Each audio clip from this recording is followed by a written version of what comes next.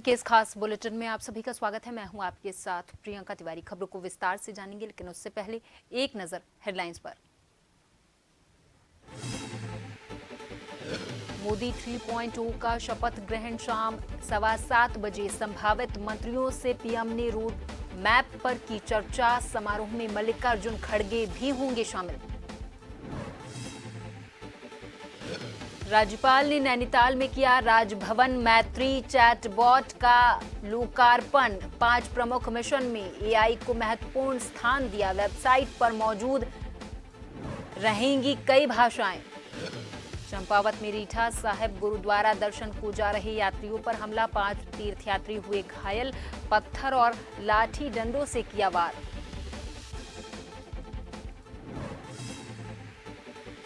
मंगलौर इलाके में राहगीरों से लूटपाट करने वाले गिरोह का खुलासा। पुलिस ने 2 आरोपी किए गिरफ्तार। लिफ्ट लेकर तमंचे की नोक पर की थी वारदातें। और अमेरिका के नासाउ काउंटी में भारत और पाक के बीच T20 मुकाबला। आज शाम खेला जाएगा मैच। रोहित, कोहली, पांड्या, बुमराह पर टिकी हैं नजरें।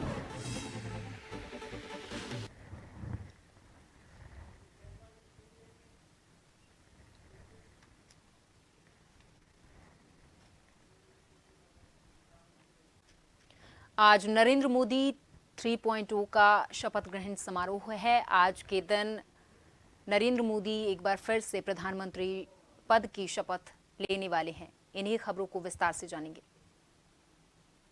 मैं नरेंद्र दामोदर दास मोदी ईश्वर की शपथ लेता हूं।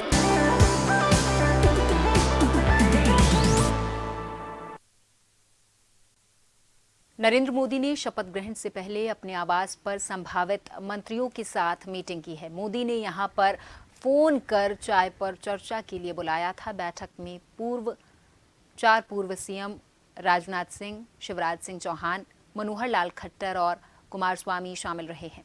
मोदी के साथ ये सभी मंत्री पद की शपथ ले सकते हैं। इनके अलावा 2019 में मंत्री रहे नितिन गडकरी, पीयूष गोयल, ज्योतिरादित्य सिंधिया और अर्जुन राम मेघवाल को फिर से मंत्री पद मिल सकता है। इधर टीडीपी सांसद राममोहन नायडू भी मंत्री बनने की कतार में शामिल हो सकते हैं। 36 साल के राममोहन भारत के सबसे कम उम्र के कैबिनेट मंत्री होंगे। तो वहीं एलजेपी से चिराग पासवान, जेडीयू से रामनाथ ठाकुर, ललन सिंह, हम के जीतनराम मांझी और अपना दल एस की अध्यक्ष अनुप्रिया पटेल को भी मंत्री बनाया जा सकता है। इधर हरियाणा से मनोहर लाल के अलावा राव इंद्रजीत को भी बुलाया गया है। यूपी के पीलीभीत सीट से सांसद जितिन प्रसाद को भी मंत्री पद मिल सकता है। इधर माना जा रहा है कि कैबिनेट में यूपी, राजस्थान और गुजरात की हिस्सेदारी घटेगी।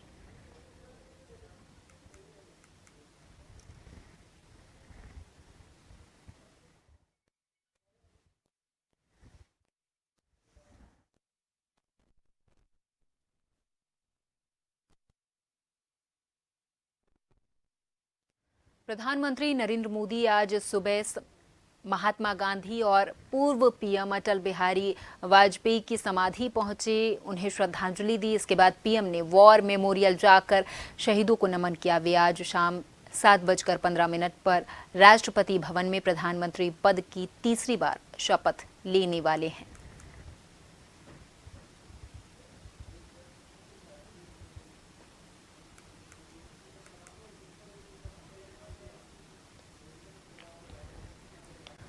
दिल्ली में नरेंद्र मोदी की तीसरी बार प्रधानमंत्री पद की शपथ होने वाली है। इसको लेकर उत्तराखंड बीजेपी में भी भारी उत्साह है। बीजेपी के विधायक खजाना दास ने कहा कि प्रधानमंत्री मोदी का उत्तराखंड से विशेष लगाव है और तीसरी बार प्रधानमंत्री की शपथ लेने के बाद उत्तराखंड को केंद्र से बहुत सारी सौगातें मिलने वाली हैं। उन्होंने कहा कि प्रधानमंत्री ने खुद कहा था कि वे 21वीं सदी का तीसरा दशक उत्तराखंड का होगा और जिस प्रकार से उत्तराखंड की जनता ने लोकसभा की 5 सीटों को जिताकर बीजेपी की झोली में डाला है, उससे उत्तराखंड के जनमानस को जरूर लाभ होने वाला है।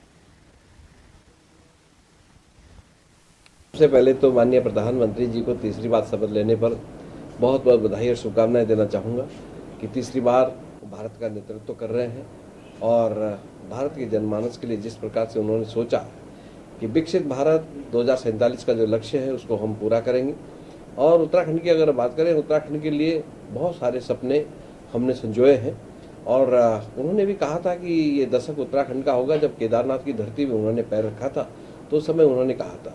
उसी सपने को साकार करने के लिए, उसे पूरा करने के लिए हमारे मुख्यमंत्री पुष्कर सिंह धामी जी प्रयासरत हैं। मैं नरेंद्र दामोदर दास मोदी ईश्वर की शपथ लेता हूं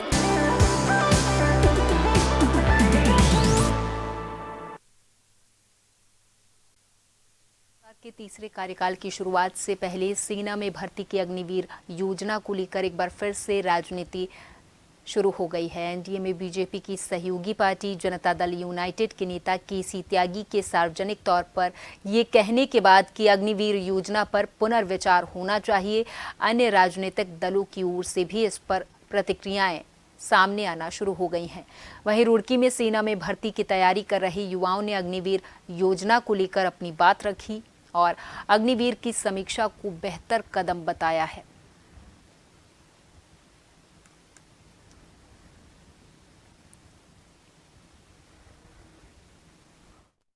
कि ये जो अग्निवीर योजना है, इसको लेके जब से सरकार इसको लेकर आई है, युवाओं में एक बहुत ही ज़्यादा निराशा है। और युवाओं ने जिस हिसाब से पहले इसकी तैयारी करते थे, अब ये देखने में आ रहा है कि बहुत ही इसमें गिरावट आई है और युवा इससे बहुत दूर जा चुके हैं। तो जैसे कि जेडीयू ने इसकी मांग उठाई है कि अब नई सरकार का गठन होगा और जेडीयू के जो केसी त्यागी वो कह रहे हैं कि सरकार को इस पर समीक्षा करनी चाहिए। तो ये उनकी तरफ से एक बहुत अच्छी पहल है।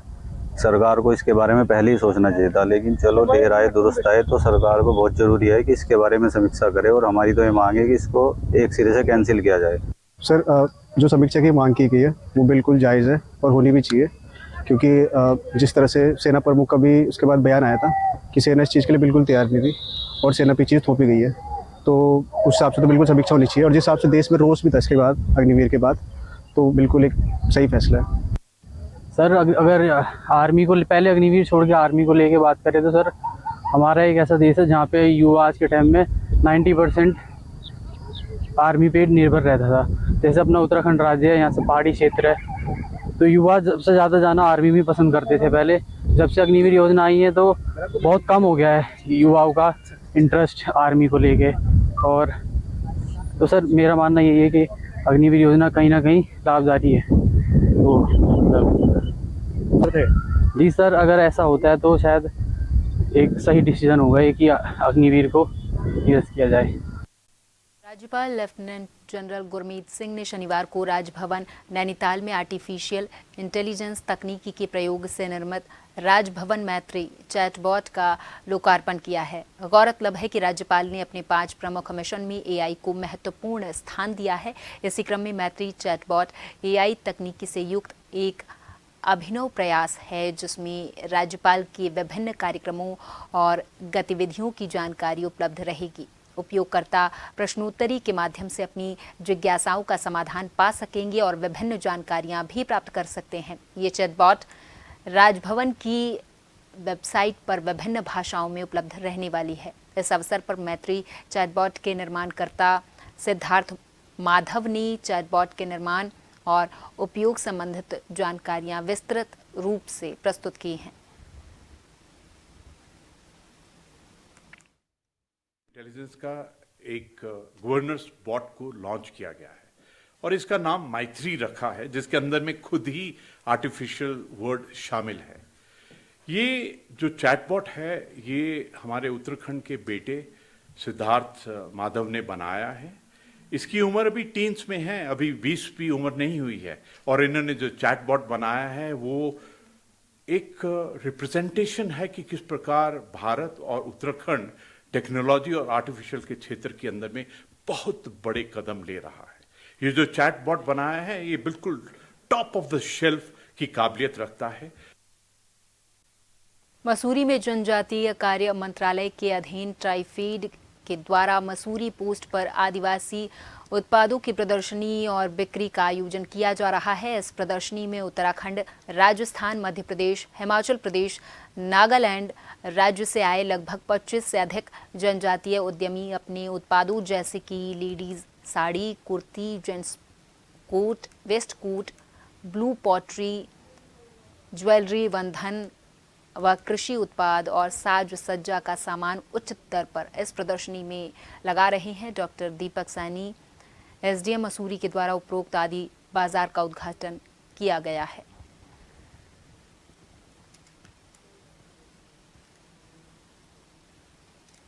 एक हमारे लिए मसूरी में जितने भी पर्यटक आ रहे हैं, हमारे मसूरी के जो निवासी हैं, उनके लिए बहुत अच्छा एक अपॉर्चुनिटी है। भारत के कोने कोने से जो है हमारे ट्राइब्स इंडिया के जो हमारे डीलर्स हैं, सप्लायर्स हैं, वो लोग यहाँ पर आए हैं अपनी अपनी प्रोडक्ट्स को लेकर। मैंने खुद यहाँ पर विज़िट किया। मणिपुर से हमारे भाई बंधु यहाँ पर आए हैं, उत्तराखंड से हमारे चक्राता से, चमोली से, कालसी से, अलग अलग जगहों से हमारे उत्तराखंड से भी यहाँ पर अपने पदार्थों के साथ, प्रोडक्ट्स के साथ में हस्तशिल्प के प्रोडक्ट्स हैं उनको लेकर यहाँ पर लोग आए हैं। राजस्थान से लोग यहाँ पर आए हैं, हिमाचल से लोग यहाँ पर आए हैं, उत्तर प्रदेश से लोग यहाँ पर हैं। गदरपुर से रीठा साहिब गुरुद्वारा के दर्शनों को जा रहे सिख तीर्थयात्रियों पर गुरोली के आसपास 35 से 40 बारातियों ने लाठी डंडों और पत्थरों से हमला कर दिया, जिसमें 5 तीर्थयात्री गंभीर तौर पर घायल हैं। घायल तीर्थयात्रियों को रीठा साहिब पुलिस के द्वारा लोहाघाट उप जिला चिकित्सालय पहुंचाया गया है। घायल तीर्थयात्रियों ने बताया है कि बारातियों का किसी अन्य तीर्थयात्री से किसी बात को लेकर बहस हो गई, जिसके बाद 35 से 40 बारातियों ने सड़क में चलने वाले तीर्थयात्रियों पर पत्थरों और लाठी डंडों से हमला कर दिया था, जिससे तीर्थयात्रियों में भगदड़ मच गई थी। तीर्थयात्रियों ने किसी तरह भागकर अपनी जान बचाई और 112 के माध्यम से पुलिस को सूचना दी।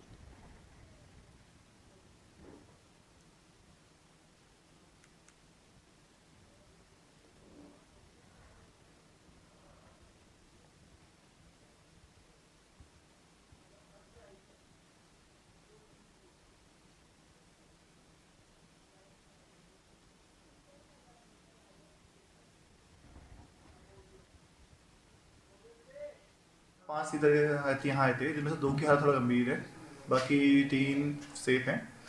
एक के हाथ में अंदर की तरफ मांस फटा हुआ है, मसल डीप तक उसको चोट लगी हुई है। हमने भी यहाँ पे स्किन टैग कर दिया है ताकि खून वगैरह रुक जाए, लेकिन उसको हम आगे सर्जन साहब का रेफर करेंगे। और एक जो आए हैं दूसरे, उनको खुली चोट कोई भी नहीं है, लेकिन अंदर की तरफ सूजन, लालपन, नीलापन और जोड़ों में दर्द बहुत ज़्यादा हो रहा है। इसके लिए हम एक बार में एक्सरे के लिए आगे भेजेंगे।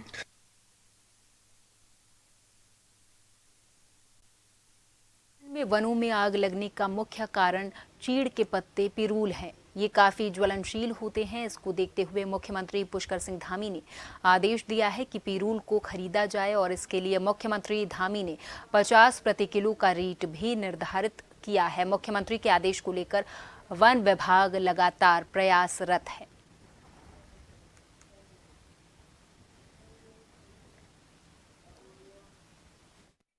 विभाग जो है इसमें चीड़ पिरूल के एकत्रीकरण को काफ़ी निर्देश जो हमें प्राप्त हुए थे, निर्देश माननीय मुख्यमंत्री जी के स्तर से, उस पर जो है हम लोग कोशिश कर रहे हैं कि ज़्यादा से ज़्यादा पिरूल जो है एकत्रित किया जाए। उसका हम लोगों ने एक डेली टू डेली जो है उसका एक दैनिक प्रारूप भी बना रखा, उसको हम लोग संकलित कर रहे हैं। और कोशिश अब ये की जा रही है कि जितने भी हमारे संवेदनशील क्षेत्र हैं, जहाँ जहाँ पिरूल बहुतायत में गिरता है, उसमें जो है जो हमारे उद्यमी हैं, एंटरप्रेन्योर्स हैं, उनको हम लोग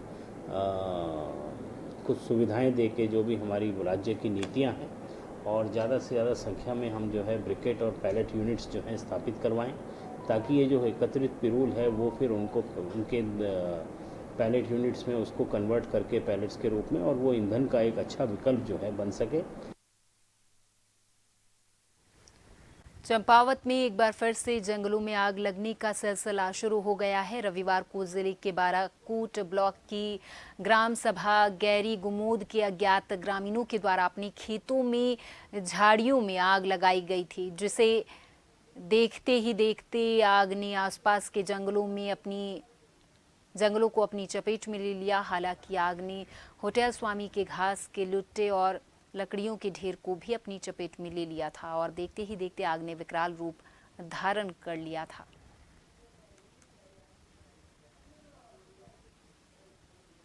इसमें हमारा बहुत ज्यादा नुकसान हो रहा है। कितनी तो हमने यहाँ लकड़ी रखी थी, अच्छा, घास रखा था, हाँ। यहाँ पे बकरियां थी, वो मुश्किल से बकरियां बाहर निकाली, मुर्गे थे, मुर्गे बाहर करे, और इतने पेड़ इतने जगह सब लोग लगे, ये बेचारे पता नहीं गाड़ी कहाँ से आई इन लोगों की। अच्छा, आप ये बताओ, ये आग लगी कैसे, मतलब क्या हुआ होगा? ये पता नहीं, वो आगे उस साइड को कोई औरतें आई थी, हमने देखी तो नहीं। हाँ, उन लोगों ने अपने वहाँ कांटे आटे जलाए, घास के मांगे कि वहाँ से धीरे धीरे आग यहाँ को आई। वहाँ पे पाइप थे, वो सब जल गए पाइप।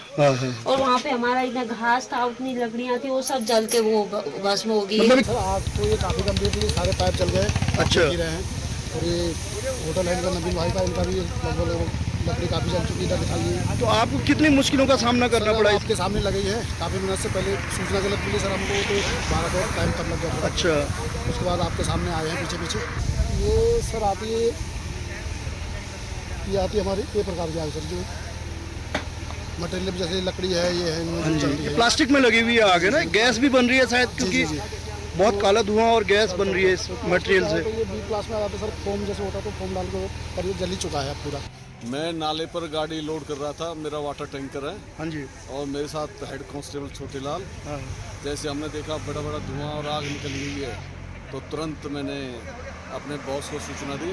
उन्होंने बोला तुरंत पहुंचो, आप जितनी हो सके सहायता करो, और कोई सहायता की ज़रूरत है तो तुरंत हमें बताएं। इस आग नैनीताल में बारिश न होने के कारण तालाब में जगह जगह पर डेल्टा दिखने लगे हैं। हल्की बारिश में मिट्टी के ढेर लग जाते हैं। नाव चालक अध्यक्ष राम सिंह का कहना है कि बारिश कम होने के कारण तालाब में जगह जगह डेल्टा दिख रहे हैं, और कभी कभी ये डेल्टा इस कदर बढ़ जाते हैं जिसमें नाव फंस जाती है। ऐसे में बड़ी दिक्कत के साथ नाव को किनारे लाया जाता है, और इन डेल्टों में नाव में बैठे लोगों को नुकसान हो सकता है।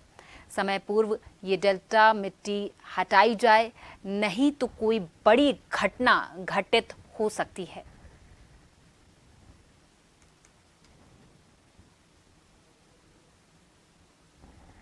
बारिश नहीं होने के कारण पानी का जल स्तर 12 फीट कम हो चुका है, जिससे कि तालाब के किनारों में मिट्टी के डेल्टे दिखने लगे हैं। अगर बारिश ऐसे ही नहीं हुई तो ये डेल्टे बढ़ जाएंगे, जिसमें नाव में फंसने का पूरा आसार होता है और नाव चलाने में बाध्य हो जाएगी। और हम पर्यटक भी यहाँ पर बहुत बढ़िया आ रहा है। हमको ये आशा है कि मतलब कस्टमर के साथ साथ अगर ये बारिश हो जाए तो मतलब अच्छा पानी का जल स्तर बढ़ जाए तो पर्यटक को भी खुशी होगी और हमको भी खुशी होगी।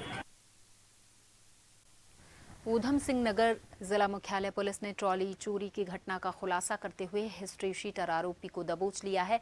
रुद्रपुर कोतवाली अंतर्गत बडौरा गांव में चोरी हुई ट्रॉली को रुद्रपुर पुलिस ने बरामद कर लिया है। इस मामले में 11 मुकदमों के हिस्ट्री शीटर समेत 3 लोगों को गिरफ्तार किया गया है।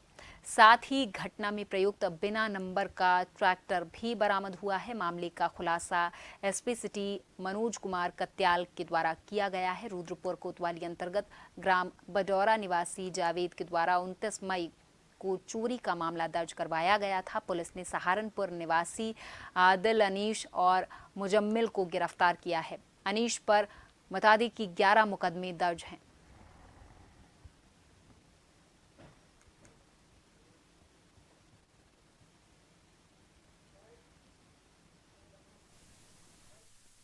वादी श्री जावेद द्वारा एक तहरीर दी गई 6 जून को, जिसमें उनके द्वारा अवगत कराया गया कि उनकी एक ट्रैक्टर ट्रॉली जो है उनके घर के सामने से चोरी हो गई है। तो इसमें सुसंगत धाराओं में अभियोग पंजीकृत करते हुए इसमें घटना के अनावरण के लिए टीमों का गठन किया था, जिनको सीओ सिटी मैडम और इंस्पेक्टर रुद्रपुर जो है लीड कर रहे थे। और इसमें चौकी इंचार्ज जितेंद्र जो बगवाड़ा देख रहे हैं, साथ में कांस्टेबल ललित और धर्मेंद्र आदि की टीम बनाई गई थी। इन लोगों ने इलेक्ट्रॉनिक सर्विलेंस और मैनुअल इंटेलिजेंस गैदर करते हुए बहुत ही प्रोफेशनल पुलिसिंग करते हुए इसमें घटना में प्रयुक्त ट्रैक्टर और जो चोरी हुई थी वो ट्रॉली प्लस 3 इसमें अभियुक्तों को गिरफ्तार किया है। और इन 3 अभियुक्तों में से एक अभियुक्त का लंबा चौड़ा आपराधिक इतिहास है। थाना नांगल जिला सहारनपुर का हिस्ट्री शीटर अपराधी है। मॉनसून की आहट को देखते हुए राजपुर विधायक खजान दास ने अधिकारियों की बैठक बुलाई है। राजधानी देहरादून में जब से स्मार्ट सिटी का काम चल रहा है, तब से मॉनसून के समय शहर में जल जमाव से आम आदमी को बहुत सारी कठिनाइयों का सामना करना पड़ता है। पिछले साल भी मॉनसून के कारण शहर में भारी जल जमाव के कारण डेंगू ने एक विकराल रूप धारण कर लिया था। इन्हीं सब समस्याओं के निदान के लिए इस बार भाजपा विधायक खजान दास ने मानसून से पहले बैठक का आयोजन किया है।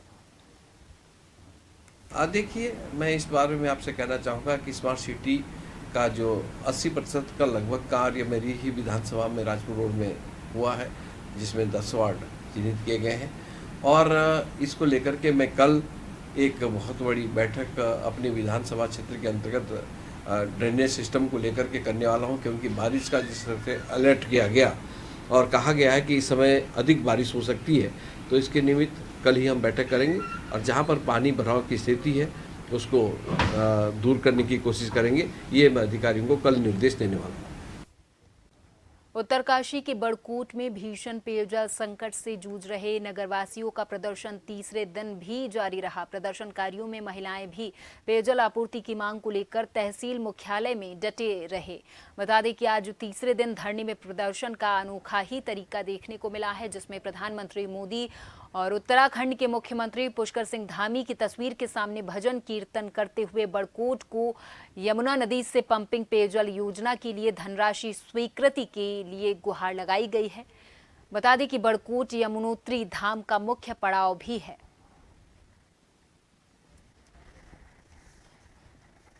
और यमुना का पानी, इतना पवित्र यमुना जल बह रहा है हमारे यहाँ, और वो पानी पंपिंग के द्वारा उस टैंक में एकत्रित होना चाहिए और वहां से घर घर में पाइपलाइन की व्यवस्था होनी चाहिए, टंकी घर में लगनी चाहिए और वो पवित्र पानी जाना चाहिए।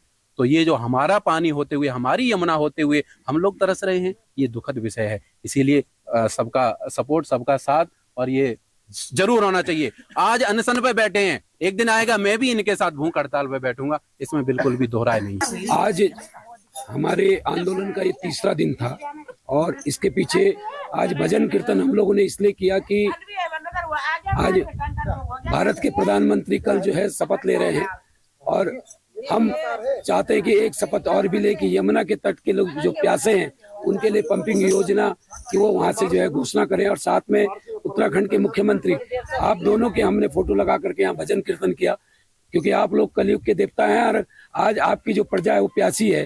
तो ये हम उम्मीद करेंगे इस भजन कीर्तन के माध्यम से कि आप जो है बड़कोट की एक लंबी और बड़ी पेयजल योजना स्वीकृत करें। महज 500 मीटर की दूरी पर मां यमुना यहाँ जलधारा बह रही है, वहीं से एक पंपिंग योजना बड़कोट के लिए स्वीकृत हो। मंगलौर क्षेत्र में लिफ्ट लेने के बहाने राहगीरों से लूटपाट करने वाले गिरोह का पुलिस ने भंडाफोड़ कर दिया है।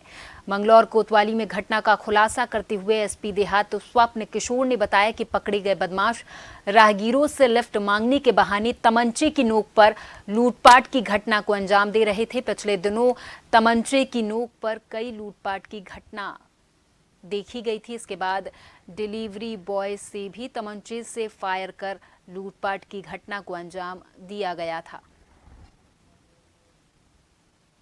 सलमान नामक एक व्यक्ति को लिफ्ट लेने के बहाने एक व्यक्ति ने रोका और उसके अन्य साथियों के द्वारा सामूहिक रूप से उसके साथ लूट की घटना को अंजाम दिया गया।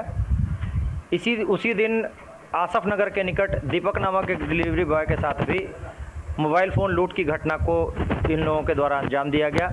अनुपालन में 4 टीमों का गठन किया गया और उक्त घटना के अनावरण हेतु लगातार सीसीटीवी कैमरे, मैनुअल पुलिसिंग और आपसी समन्वय का एक बेहतरीन उदाहरण प्रस्तुत करते हुए उक्त घटना में शामिल 2 अभियुक्तों आस मोहम्मद उर्फ आसू पुत्र इफ्तिकार और सलमान उर्फ लाला पुत्र सलाम निवासी पार्ली गुज्जर कोतवाली गंग नहर को गिरफ्तार करने में सफलता हासिल की गई। काशीपुर में 2 शातिर मोबाइल चोरों को गिरफ्तार कर पुलिस ने मोबाइल शॉप से चोरी किए गए कई कंपनियों के 8 मोबाइल बरामद किए हैं। एसपी काशीपुर अभय सिंह ने पत्रकार वार्ता के दौरान बताया है कि पिछले दिनों मुख्य बाजार स्थित शॉप पर हुई चोरी के खुलासे के लिए गठित की गई टीम के द्वारा की गई छानबीन के दौरान हसन गैंग का नाम प्रकाश में आया है।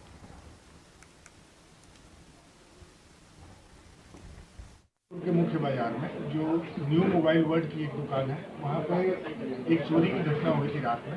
इसकी जब सूचना मिली थी तो इंस्पेक्टर काशीपुर अपनी पूरी टीम के साथ मौके पर गए थे, लेकिन चूंकि इतना प्रोफेशनल तरीके से यह चोरी हुई थी कि हमें भी यह जो चोरी की घटना थी कुछ परिस्थितियाँ इसकी संदिग्ध प्रतीत हो रही थी हमने इसके बावजूद भी तहरीर लेकर के इसमें अभियोग पंजीकृत किया था। अभियोग पंजीकृत करने के बाद इंस्पेक्टर काशीपुर के नेतृत्व में SSI हमारे जो सतीश कुमार हैं और जो बासपुरान चौकी इंचार्ज सुनील सुतेरी और पूरी एक SOG की टेक्निकल टीम लगाई थी। टेक्निकल टीम के द्वारा जो IPDR, CDR और इसके अलावा बहुत सारी CCTV और इसमें मैनुअल वर्क भी हुए। तो एक गैंग का नाम आया था घोड़ा हसन गैंग, जो ये बिहार और नेपाल बॉर्डर पे जो पूर्वी चंपारण जनपद है वहाँ का ये गैंग है और स्पेशली ये मोबाइल की दुकानों में ही चोरी का काम करते हैं। दिल्ली में एक बर्मा कॉम्प्लेक्स है जहाँ पे इस गैंग के कुछ सदस्य रुके हुए हैं और मोबाइल बेचने की फिराक में है। तो हमारी टीम ने वहाँ पे दबिश दी। देने के बाद 2 इसमें गैंग के जो मेंबर है वो पकड़े गए हैं। इनके कब्जे से कुल हमारी चोरी की 8 मोबाइल, जिसमें 4 पुरानी और 4 नई मोबाइल बरामद हुई है। अमेरिका में पहली बार भारत और पाक के बीच T20 मुकाबला होने वाला है। आज शाम को ये मुकाबला खेला जाएगा। न्यूयॉर्क के नासाउ काउंटी में खेला जाएगा ये महा मुकाबला। 35,000 प्रशंसक मैदान में मौजूद रहेंगे। भारत पाक के बीच होने वाले इस मैच की शुरुआती टिकट 25,000 रुपये है। सबसे महंगे टिकट की कीमत $10,000 यानी कि 8,35,000 रुपये है। पाक के मुकाबले टीम इंडिया का मनोबल ऊंचा है। रोहित शर्मा की अगुवाई में मैदान पर टीम इंडिया उतरने वाली है। T20 में दोनों टीमों ने अब 7 मुकाबले खेले हैं। 7 मुकाबले खेलने के बाद 6 मुकाबले भारत जीत चुका है, जबकि 1 पाक के नाम रहा है।